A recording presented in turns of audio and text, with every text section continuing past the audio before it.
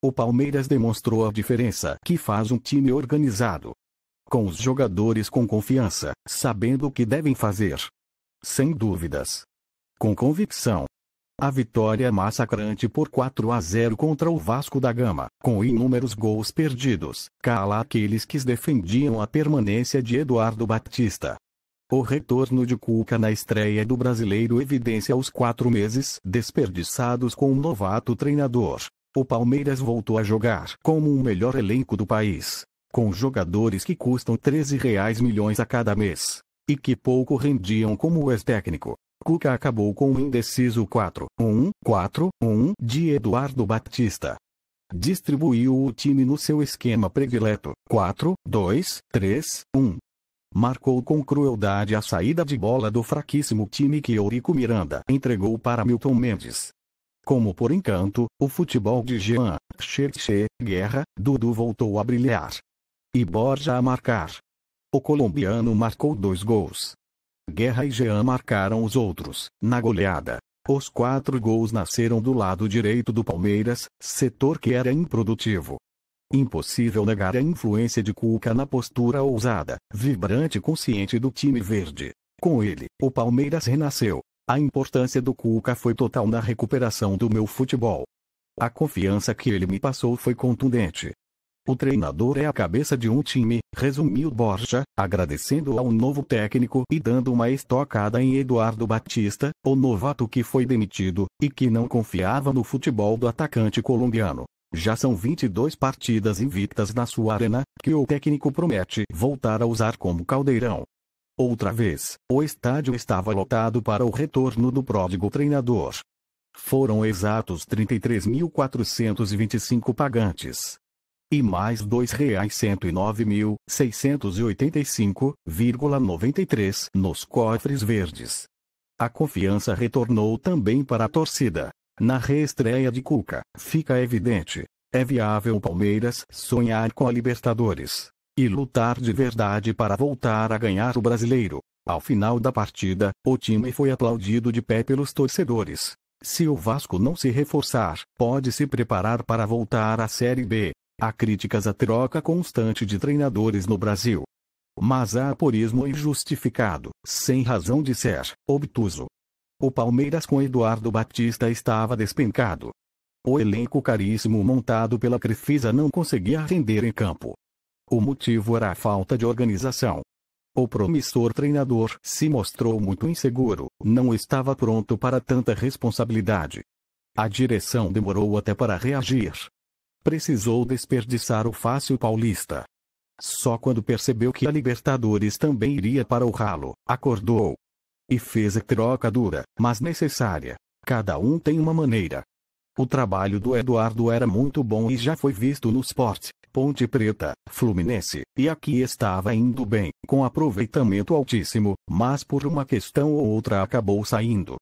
Entrar outro treinador motiva o jogador a aparecer, fazer outras coisas, e é preciso aproveitar esse momento. Muita coisa feita hoje foi em cima do trabalho do Eduardo. Conhecendo mais da equipe agora, que tem Melo, Borja e Guerra com estilos diferentes e precisam se adaptar. Eles não estão acostumados a domingo e quarta sempre.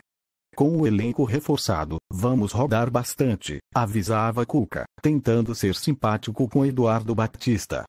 Ele estava especialmente satisfeito com Borja, e revelou o quanto estava disposto a apostar no colombiano. Nada de agir como ex-treinador e ameaçá-lo com o banco. Eu ia deixá-lo o jogo inteiro. Independentemente do que fosse, para ele não se preocupar em sair. É um jogador que requer ensinamentos de posicionamento sobre o futebol brasileiro, diferente do colombiano. Os jogadores chamarem ele para repor, deixando o time menos espaçado. Vai muito dos 3 atacantes fazerem o vai-vem, senão a defesa não pode sair. Temos que trabalhar bastante para ele ir evoluindo. Com uma vitória e um par de gols dele, fica mais fácil. Está de parabéns e tem potencial. Sobre sua evidente participação na partida, ele foi irônico. Fiquei ansioso com a minha volta, é claro. Mas acho que consegui dar uma ajudinha hoje em um momento em que o jogo ficou complicado. Cuca conhecia 80% do elenco. E indicou mais 15% do time que Eduardo Batista tinha nas mãos. Ou seja, sabia muito bem o que desejava fazer com os atletas que estavam no Palestra Itália. Livre do seu desafeto Paulo Nobre, o treinador pôde chegar e colocar em prática o que imaginava. Nada de revolucionário, até porque Cuca não é revolucionário. Ele aposta em um futebol consistente, vibrante, veloz, de pouco toque de bola, mas principalmente em casa, com seu time se impondo. Mostrando que é dono da arena. E que os 3 pontos da vitória precisavam e vão ficar no Palestra Itália. É preciso ser detalhista. 4 minutos de partida.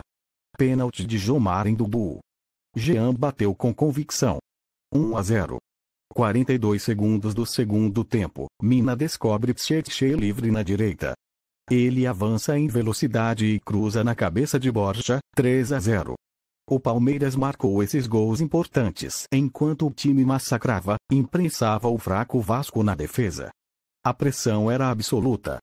E treinada a exaustão por Cuca. Os jogadores do time carioca não sabiam como tirar a bola da proximidade de sua área.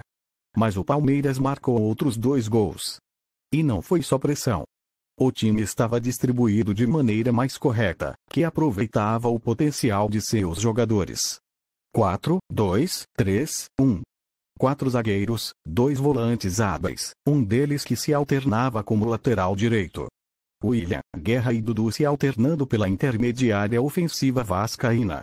E Borja jogando como sabe, apenas em 30 metros. Grudado nas traves adversárias. Não foi tudo às mil maravilhas. Zé Roberto segue inseguro, lento na marcação. E sem a sua vibração para conseguir acompanhar Dudu na esquerda.